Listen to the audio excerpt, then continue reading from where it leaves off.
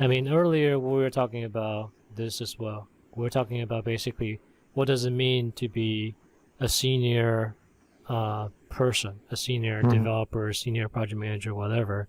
And that is when you can hold your commitment. When you know how to make commitment, when you know how to negotiate commitment, and you know how to adjust as you go forward.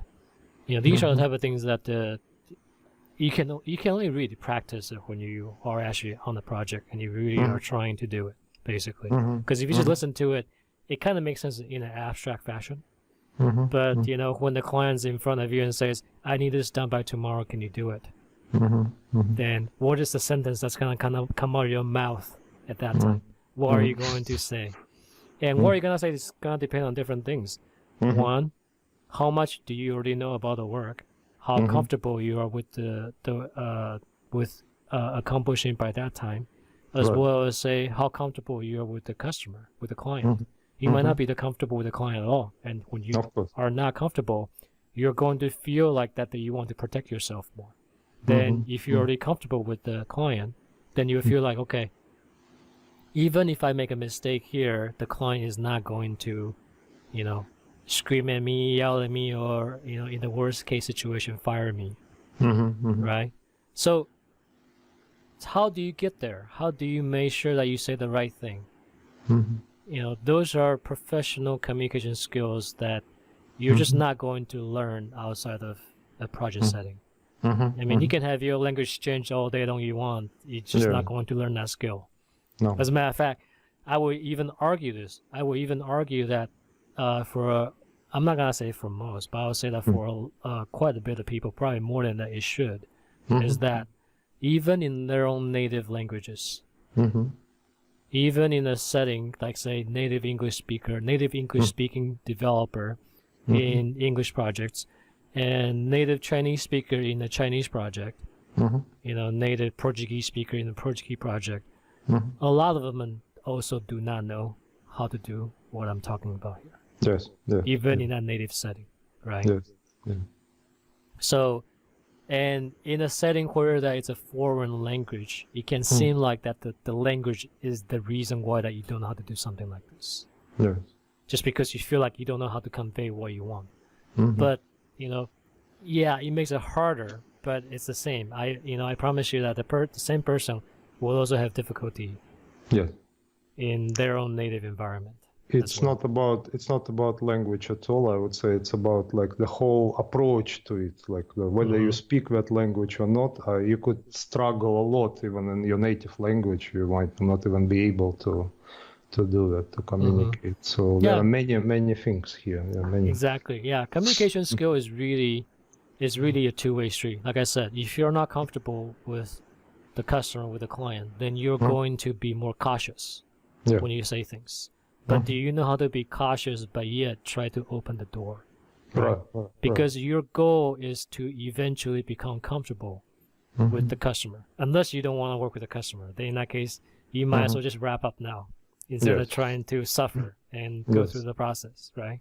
But if you want to continue to work with the customer, then you got to find a way to make that comfort level go higher. So that way you can become more open. And for you to be more open, then you have to try to reach out. You have to take that first step. And the customers hopefully will be asking you for commitments for many times. The more times they ask you for commitments, the more they will be paying for you, basically. Right? And then for every commitment that they ask from you that you don't find a way to deliver against that, and you don't find a way to ensure that if you cannot meet it, negotiate it. Make it so that way it's deliverable. It's like if you the more you are able to do that, then the more likely they're gonna continue to come back and ask you. And then the more you fail at doing that, the less likely that they're gonna come back to you for more work. Definitely. basically. Mm-hmm. Yeah. Yeah, and I can even add I can add a lot of examples from my own experience, but just I'm thinking about just one. Lots of people asking me, how can I improve my email writing? So like I need to improve my writing skills, and they ask us, how do I do that? Mm-hmm. And I have a very simple answer to this question. I just say like, how did I do that? I mean, I can respond to any email, or I can write any email myself. Maybe I wouldn't say I'm the best email writer in the world, but I can write an email anytime to anyone, right? But the thing is, I never spend 1 hour or maybe like even 10 minutes on actually formally learning how to write emails. All I did basically was just reading other people's emails. Right. Every day, basically in context, when responding to them, and maybe my first response was like horrible. I mean, people couldn't even understand anything. It was broken English. But I never actually. I mean, email writing is one clear example for me that I never actually learned that. I just learned that through doing it, through context, through basically writing my own emails, and it's almost intuitive. I mean, without making any effort at all, I was able to get used to it in a more natural way. Mm-hmm. Now, with speaking, of course, it's a little bit more challenging because with speaking, you have to sort of, I mean, ideally you should be in speaking environment every day, all the time. But when here comes perhaps the challenge of like, I have to work on projects and I have to practice before I work on projects, but there is no other way for me than to actually practice in the context of those projects. So how can I join a project without being a confident speaker at the moment? So if I'm not a confident speaker, so how can I join a project? Yeah, I mean it's tough for sure, but I mean, somebody has to take that first step, right? Yes. So, let's just say that there's a project going on right now. Let's say that, I mean, we know right now, as a matter of fact, there's a project going on, our project, right? Software from the ground up. Honestly, this kind of, this acronym also makes me feel like that it's a bad word or something. But I think it's all right. I mean, I don't know. We'll stay with it. But sure. This project exists. There's there's Mahil, you're working on it, right? There's me that's working on it. Darren joined as well, and then Robson now has also joined. So now we have 4 people that's working on this. Obviously, that we are working on it as much as we could, and hopefully, it has been fun for everybody so far. You and I participate the most just because we're in the beginning of the project still, But now that Darren has started to learn about C# and Robson is working on stuff that he previously hadn't done before, which is video development. So he finds it pretty interesting. So let's see if we can keep it up. Now, here's the interesting thing. There's millions of developers out there. Yeah. And we're talking about people that fits our profile, non-English speaker, and developing country.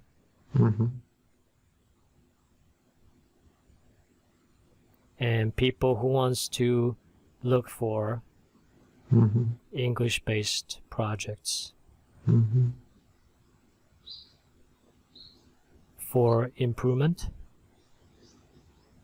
right? So that way their career prospects can go higher, right? And also just not doing, kind of same stuff that they do every day, right? Something new, something hopefully interesting. Yes. Whether it's interesting or not, we have no idea because not everybody's gonna find our project interesting. Now, how would they know who we are, and how do we know who they are? This is the tough problem here, right? And there might be other projects out there that's also doing the same thing. And see, now for the developers, I mean, let's put it this way. You can reach out to the developers that you know, and some of them might be interested in joining us. But what cannot happen is that we cannot drag them to work with us. Yeah. Right? Yeah. It has to be a voluntary effort on their part. just because there's no way for us to go and physically bring them into working on our stuff. As a matter of fact, on our project, if anybody wants to stop working on our stuff, there's nothing that we can do to stop them from doing so anyway. So it's all voluntary. So what does that mean? It really means this. It really means that the developer needs to take that first step. They have to be willing to open themselves up, to willing to let go of their inhibitions, let go of worrying about that. Is this going to be a good environment or not? You know, we can advertise that we're a good environment, but anybody can do that. And it may be that our advertisement doesn't meet the standards that they need. It's like as much as we want to provide a supportive environment, you know, for learning English and, you know, professional skills, whatever, it might not be supportive enough for everyone. Of course. Right? It's like, you know, someone might be just doesn't gel. You know, they might not like me. They might like you. They might just dislike the project. They might just dislike the stuff that they're working on. Right? So a lot of things can go wrong.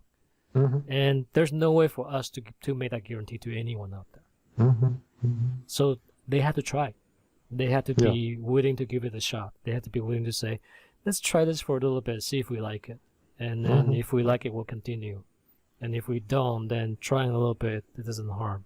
And that's the same with anything, though. I mean, honestly, a person, a developer, or anybody who's willing to reach out and, you know, to try to take that first step, same as English learner. It's like, you know, you can practice all you want in a school setting. But you got to walk out there and actually find a native speaker to talk to. Yeah, it's a totally different experience. Right. But the learner has to take that first step. It's kind of like a child riding a bicycle. That eventually the people who's holding the bicycle to keep it upright has to let go, and the child has to keep on pedaling, right?